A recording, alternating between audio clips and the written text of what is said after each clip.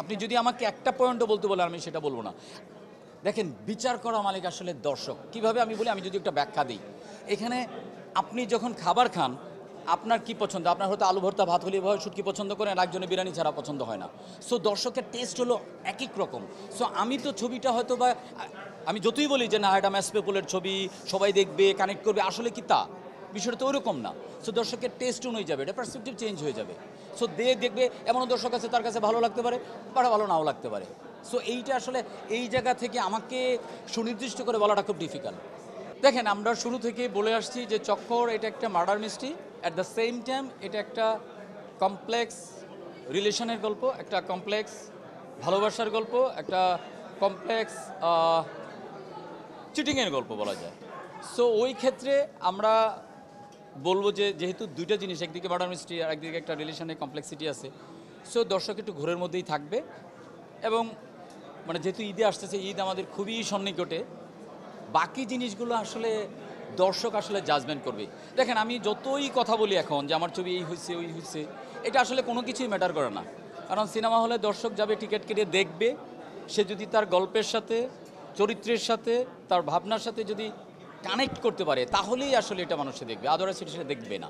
তবে আমি দর্শককে মানে এটা বলার জন্য বলা আর কি, হয়তো বলতে হয় বলে বলা, যে আমি দর্শককে অনুরোধ করব আপনারা যারা সিনেমা প্রেমী আছেন, যারা সিনেমা দেখতে চান, আপনারা তো ঈদের আরও ছবি আছে, বরবাদ আছে, জঙ্গলি আছে, অন্তরাত্মা আছে, জিন আছে, দাগি আছে, এই ছবিগুলোর পাশাপাশি আমাদের যে চক্কর ৩০২ সেটাও দেখবেন।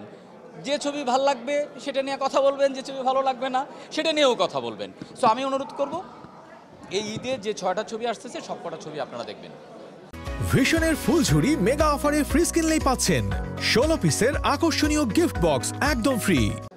দেখেন এখন আপনি যে প্রশ্নটা করলেন যে চক্কর কি সব শ্রেণীর অডিয়েন্সকে কানেক্ট করবে কি না, এখন আমি রিলিজ দিচ্ছি শুধুমাত্র মাল্টিপ্লেক্সগুলোতে, তার মানে একদম নিশ বা কি বলে মানে রাজধানী কেন্দ্রিক যেগুলো চিটং একটা হলে চলবে।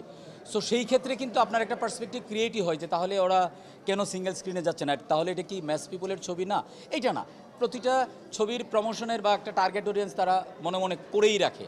সো আমার এখন আপাতত টার্গেট হলো যে ঠিক আছে আমি মাল্টিপ্লেক্সগুলোতে দেই, তারপরে দর্শক কথা বলুক। আমি আরেকটা ইন্টারভিউতে বলছিলাম যে আমার ছবি যতটা না আমি প্রমোশন করে মানুষের কাছে পৌঁছাবো, স্প্রেড করব, তার চেয়ে আমার বিশ্বাস যে হল থেকে দর্শক বের হয়ে এটা ওয়ার্ড অফ মাউথ ক্রিয়েট করবে।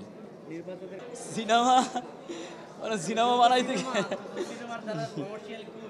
না না এখানে সেজন স্বজন প্রীতি, হ্যাঁ ফুল টাইম সিনেমা করে যদি এখন আমি শেষে থেকে আসি, ফুল টাইম সিনেমা করে এইরকম লোক কয়জন আছে?